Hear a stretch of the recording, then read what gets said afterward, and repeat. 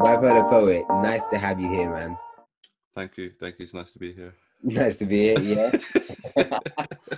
So, for the people at home, tell us one thing you've been doing in quarantine at the moment to start us off, man. Eating pizza every day.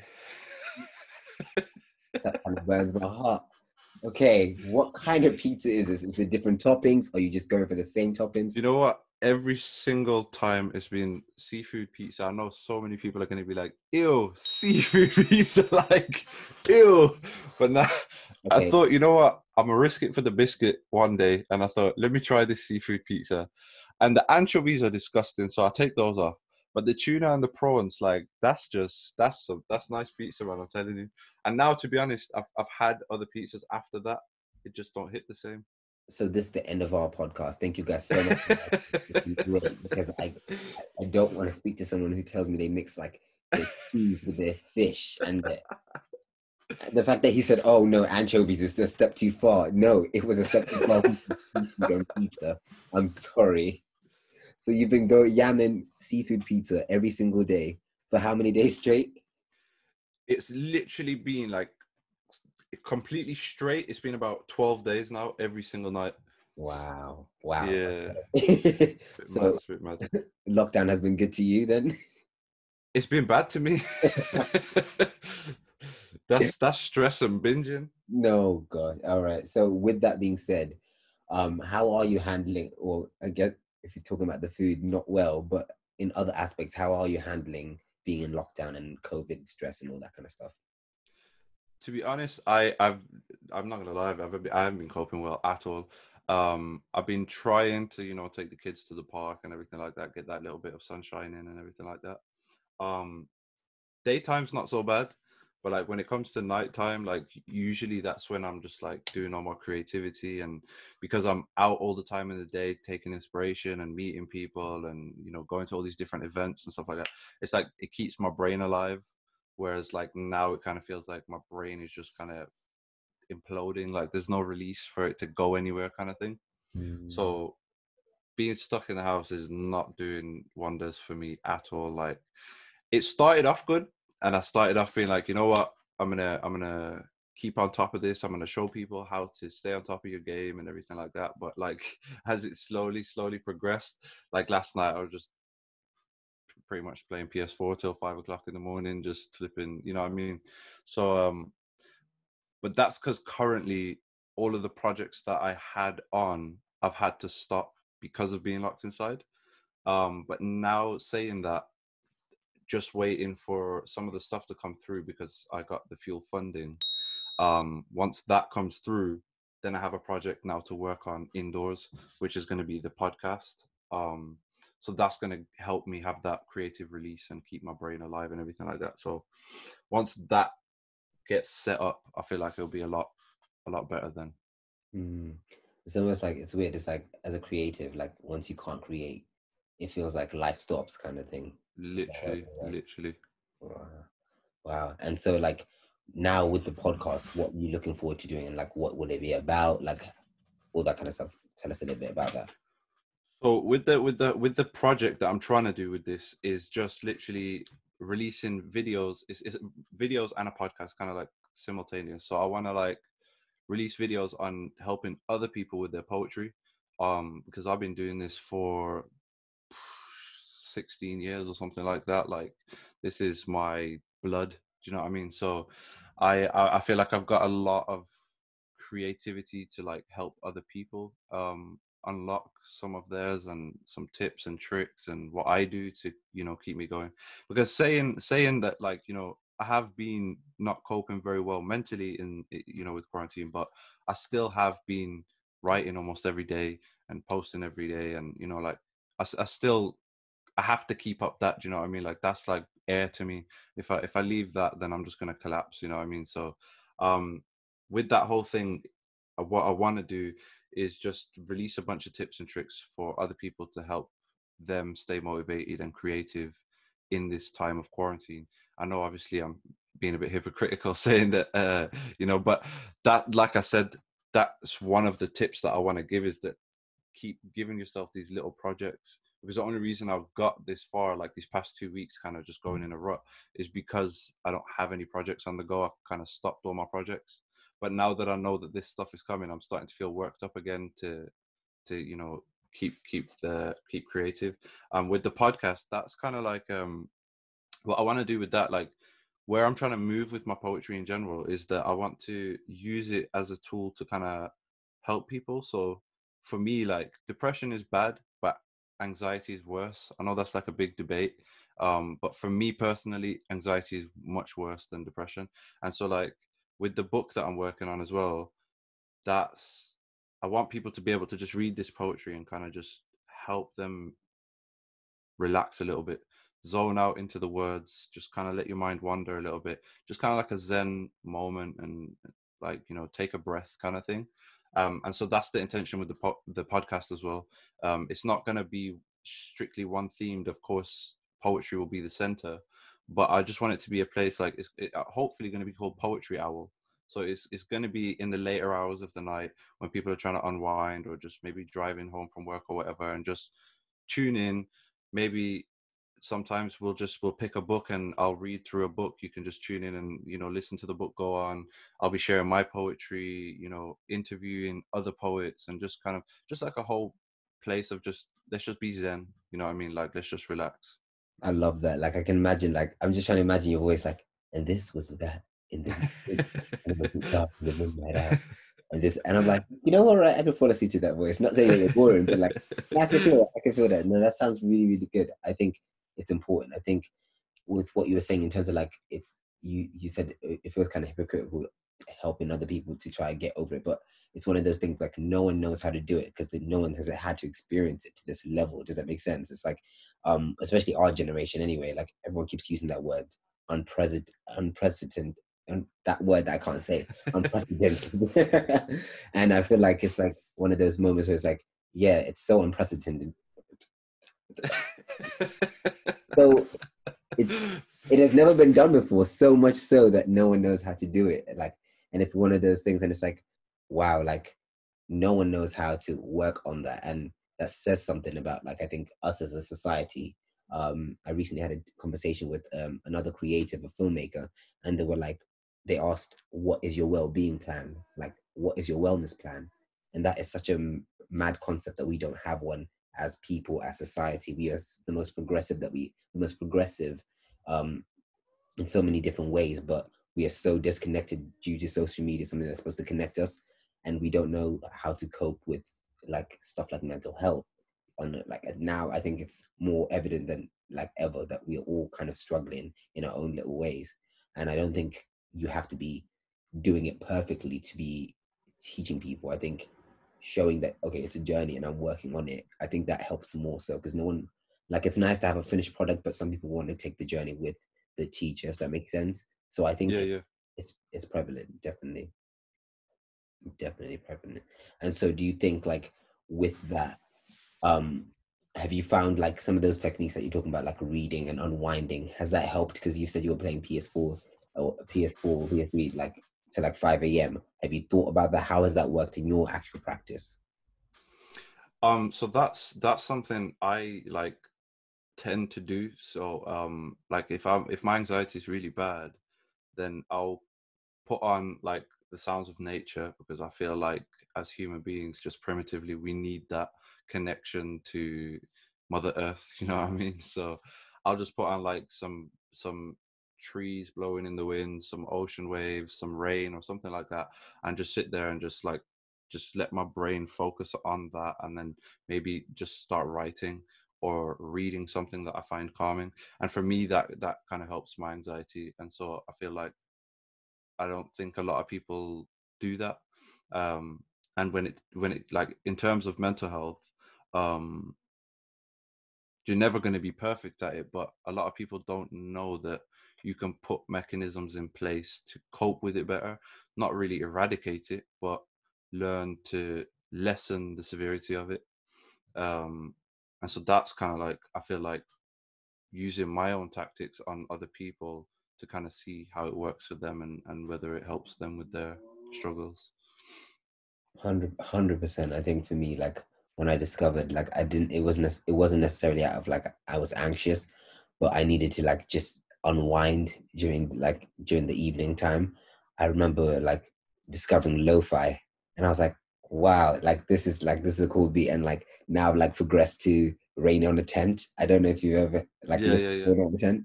That is Amazing. the one. That is actually the one. I haven't listened to actual like trees rustling and stuff because I don't know how I feel about that. But like that's a good shout. But I think that's like a tip that people could use to help them as well. So that's really cool. That's really, really cool. And so what would you say to what is like one tip that you'd give creators in this time, like in lockdown, that you've learned yourself? Ooh. Mm, I'd say in this time, pick at least one thing, and as soon as you get like, because as creative as people in general, we go through so many like little clicks and ideas in our head like throughout the day that we don't act upon. And especially as a creative, I feel like so many times you'll just sit there and you'll just be like, oh, that would be a cool idea, or oh, that would be a nice poem or something, and then mm, we just carry on doing what we're doing and it's gone. yeah. What I would say is, as soon as you get no matter how stupid the idea is, like as soon as that click just comes in there and you get that, like straight put it down on a piece of paper and do it. Like, Love it. don't carry on and just forget about it and let it be one of those little things. Like, I don't know, you'll be sitting there and you just think, oh, it would be a funny video if I, I don't know, ate pizza upside down or something. I don't know. So some random thought, and then you just carry on and ignore it and be like, nah, it's stupid. People won't like it, blah, blah, blah. And then you let the thoughts come after. Like, Mm, I would say as soon as that comes in, write it down, work on it. Even if it's a joke and even if it's the worst thing ever, yeah. the fact that you worked on it will kind of keep your body in that creative place where it's pulling energy from place, because sometimes you don't even know, like, I could be sitting there and I'm going to write a piece, about depression, and then bang, 5 lines in, people are feeling seduced. You know what I mean? So it's like you don't know where energy is going to come from. And so if you constantly like kind of in tune with ideas that come to you, you'll find yourself being a lot more creative than you were before, because Mm, before you were kind of limiting your creativity to what you think would be okay as creation. So I feel like when you do that, you kind of untether the limitations and just make the stupidest thing ever. um and I feel like that works with art all the time. Like, as creatives, we're perfectionists, and mm, so you, to the point that you won't even create anymore because you're like, nah, that's not going to be good enough. I don't have enough things to make it as good as possible. But mm, like, I've posted pictures on my Instagram, like of photography, that I thought was my best work yet, and I get hardly any engagement. People didn't really like it. But then I've posted something that I thought was trash, but I was just trying to keep up with the times, yeah. and it's blowing up. People absolutely love it. They're like, wow, I felt this piece, like that was such a strong piece. And I'm just like, huh? So Nice. you know what I Actually, mean? onto that, because that makes a good point. Um, the perception, and I think like what you said, two specific things that stuck out to me. The keeping up with demand of producing artwork or your creative outlet, whatever that may be, whether it's poetry, lyrics, paintings, photography. How do you push back on what you think is, I guess, good enough to be put on your like feed and present to the world? I think that's one. Like, how do you know what is good enough? Like, what standard do you set for yourself? And do you think there's a pressure from social media to continue to churn out work? 100%. Mm, So a lot of people don't know this, but prior to this Bipolar Poet account I have now, I have about 1,400 followers, something like that. I actually had a Bipolar Poet account before, and I had surpassed 25,000 followers.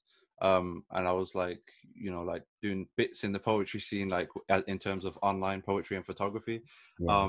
And at that time, um, the demand is just like crazy. Like you feel so much pressure. Like I would literally be walking with, like, my wife can tell you, like, I would be walking in town or something, do some shopping, and I'd be like, oh, hang on, my alarm's going off, it's 5 to 3, Um, I need to write a piece and post one time. So we'd just stop for 5 to 10 minutes, write down a piece and post it, because I had to post every day at 3 o'clock to keep up that engagement and to keep up the following and everything like that. So definitely then there was a standard, Mm, and I went through like you could probably say like there's probably about maybe 100 and something posts on that page, yeah. and you could say that I had actually taken about 10,000 pictures that were postable and written 5,000 poems that were postable. But because I held myself to this standard of the bipolar poet, you know, all these people look up to my work and all of that stuff, it has to be a certain level. So then I'd scrap things. I like so many times I'd post loads of things and then I'd just go through my page and be like, nah, I need to delete that one because it didn't get as many likes. I need to delete that one, and I'd just constantly be deleting. And like, so it's like, it's a horrible place to be in social media sometimes if you let it use you. Mm, Um, and so part of the reason I created the new account was that I was just like, you know what, I'm just gonna post whatever the hell I feel like posting, and I'm just gonna see where it gets me. Um, and with that old account as well, it was like, you know, liking and commenting and signing up to automation services and making sure you're up with the times and watching that story and this story and letting them know their photo was good and everything like that. And it's like, now with this one, you know, some of my friends were like, you're not going to really get anywhere if you're just posting. And I mm, was like, I'm just going to post whatever I feel like posting. And to be honest, I've just accumulated 1,500 followers doing nothing but posting. I mm, haven't been doing the extra stuff and, you know, posting every single day and blah yeah. blah blah blah blah. You know, I've just been being me kind of thing. I feel like on the subject of social media, that is one of the worst things for people's mental health. Mm, um and until you learn to use social media for your gain, um I really recommend a lot of people take a step back, um especially young young minds, yeah. because I mean, I don't know if you experienced it yourself, but you know, I was one of those kids up late night on, you know, MySpace and Tumblr and Yeah. Facebook and this, that, like throughout my years, you Oh know what I my mean? gosh, Like, Tumblr. you know Yeah. what I mean? Just like, you know, on the laptop all night, and then you get up for school and you're groggy and you're horrible, and then you feel like sorry, I don't know if I'm allowed to say that Yes. word. Yeah. um, you know, and now it's even easier because now kids have a phone.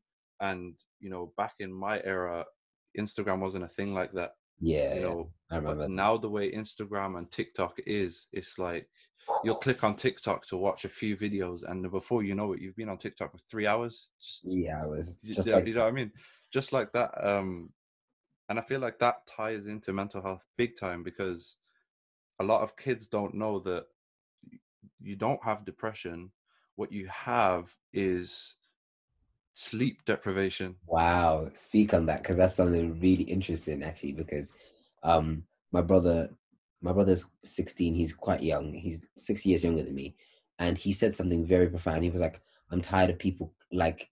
He was saying this in a genuine, like from a genuine place. He was like, "I don't want people to just claim they have a mental illness because there's a lot of people who are actually struggling that wouldn't post it." For example, I know like especially like younger generations will post it like on Snap, help me, I'm depressed. And like, even though sometimes that is a genuine cry for help, and I think that's important to note that. But I think if we are just like he was saying, it's we shouldn't all just like jump to our socials to tell people that, because then it dampens it when someone actually needs help, and that's the only way they feel like they can get help. Um, sleep is yeah. Speak on that a bit more because that's really really interesting. Well, so in my experience, right, like I come from a household of mental illness. You know, my mom, growing up with my mom, she's suffered from mental illnesses. You know, some of my family members, everything like that. I've grown up around this, and this is something I grew up fighting, by the way. So I was one of those people that were just like, nah, it's a choice. You make that choice, you know, you make the decision to be a certain way and to behave a certain way and whatever, blah, blah, blah. And then like by 17, I think it just hit me. And I was like in bed for like 2, 3 weeks. And then they were like, yo, you need to go get help because you have been in bed for like 2 weeks, whatever. Went to the doctors. They said, okay, you've got depression, try this medication, blah, blah, blah, blah. And the story goes on. Um, so when I see all of these kids, right, um, what I would say to them is, and a lot of them, like, sorry to say, would feel offended by what I'm about to say, and would actually feel frustrated and irritated by it, and say it's not that easy. And it's not that easy. But I say to anybody that says to me, undiagnosed with depression and even diagnosed, if you exercise, sleep well, and eat well, right, and you still feel depressed, then go see a doctor. But if you're lying in bed till 5 o'clock in the morning on Instagram, you're eating pizza like me, and drinking, fizzy pop and all of that stuff, you're not exercising at all. You're just, when you get home from work, you're lounging about all day and you feel depressed, then you don't have depression. You're in a state of depression Wow. Okay. because you are behaving a certain way with your body that is not supposed to be used. So us as humans, we're not sedentary. We're not supposed to be sitting down for the amount of time we sit down. We're supposed to constantly be on the go. That is how our body's designed. We're just walking all day, hunting, climbing, blah, blah, blah, you name it. The only time we come and sit down is for a little 2-minute water break. And then when we get home to retire, we lie down in bed and go to sleep. But, us as a society, we don't live like that no more. You lie in bed and then you get up in the morning, you go to work, you sit down on an office chair for 8 hours or whatever, stretch your legs for 5 minutes, like that's going to change anything. Come home, you sit on the train for another hour, you get home, you sit on your sofa for another 4. It's like you're constantly behaving in a way that your body is not reacting well to. And then you're saying, oh, I have this. But you could avoid that. And the reason why it's a thing for me when it comes to like a lot of these kids who, talk about depression and everything like that, is because from somebody who has been given the pills for depression and diagnosed with it and working with it for so long, when you really reach rock bottom, you do not want to be in that place. Do you know what I mean?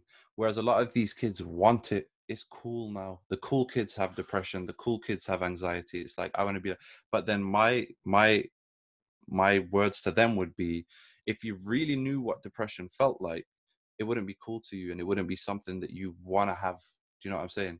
And a lot of kids, like when they hear that, because I've had conversations with people, they do get frustrated when you say that. They're like, you just don't understand me. And it's like, no, I'm not saying I don't understand you. I'm saying I understand you better than you understand yourself, in terms of, have you tried those things? Have you tried exercising, sleeping well, eating well, everything like that? Do you know what I mean? Because I've tried all those things and I've still been depressed. Do you know what I mean? However, I've learned to cope with that depression and not let it be something crippling and just a horrendous feeling. I've learned to utilize that and use it as something creative. And I feel like these kids, like, just depriving themselves of sleep, locking themselves on these boxes, like they're just in their phones all day, and I'm a culprit of it as well. I'm not preaching to the choir here. But how long? But that causes those ill side effects. It's like if I tell you, if you eat these poisonous cherries, you're going to have something called mitosis. And then you say, oh, you know what it is? I just have mitosis. And then I say, okay, well, have you tried to stop eating those cherries? And they're like, no, you don't understand. I just have mitosis. Okay, but have you stopped eating the cherries? I just can't be bothered to stop eating them. That's interesting. Do you know what I mean? So it's a funny place to be in. Funnily enough, coming from a family of mental health, when I was going through it myself, even though those people in my family were going through it, they were not males. And so what they would say to me is, yeah, but you don't get to do that. You're a man. You don't get to lie in bed and feel that way. You got to get up and go because you're a man. Do you know what I mean? You're not the same as us. Do you know what I mean? Or, you're a man. You have to take into account how we feel as women, and, you don't get to blah, blah. So it exists, and it is. And I mean, just look at the statistics. Male suicide is way higher than female suicides. And it's because of this closing everything inside. You can't show weakness. You can't talk to everyone. And then so people suffer alone. And when people suffer alone, that's when they go further and further and further and further into those holes. It's been great chatting with you. So excited to see what's coming up, man. We'll let us know when everything's coming out in terms of the book, the podcast. We'd love to shout about that. And any last words to people that are watching at home, what they thought about it? The last thing I would leave you with is anything I've said that might seem out of tune, just talk to me about it, because I ramble a lot, so it might seem like I said something, and then when you talk to me about it, I'll explain it and you'll be like, oh, okay, that's fair enough, okay, cool, so you didn't mean that when you said, you know what I mean? So like, I'm a rambler. And also get rid of labels. sick and tired of labels. No offense to anybody, but I'm sick and tired of hearing, you know, black this, white that, Muslim this, Muslim that. Like, bruv, just, we're all human beings. We're all trying to make it. We all love each other. Let's just do it that way. Do you know what I mean? Like, that's the best way. Stop separating each other and get inspired, get motivated, and get moving, and start doing. Do you know what I'm saying? Even if it's making your bed in the morning, do something today.